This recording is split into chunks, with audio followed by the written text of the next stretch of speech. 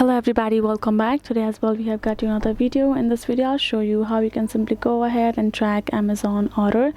But before that, please do make sure to like our video, subscribe our channel, and yes, without any further delay, simply gonna go ahead step into our video.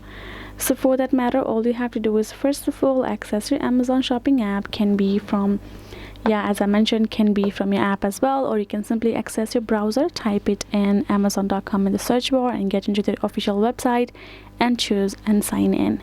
So right over here, all you have to do for that is go to your profile icon on top and go to your orders. Simply tap on this see all, and then once you have done so, you can see you do have this kind of interface. Currently we do not have any orders, but you have some orders that has been listed. You will be able to go to search and search one particular one, or you will be able to select that particular order. Once you have selected, you will be able to tap on this option of track package next to your order. Once you have done so, you will be able to view all of the updates regarding the track delivery progress of yours.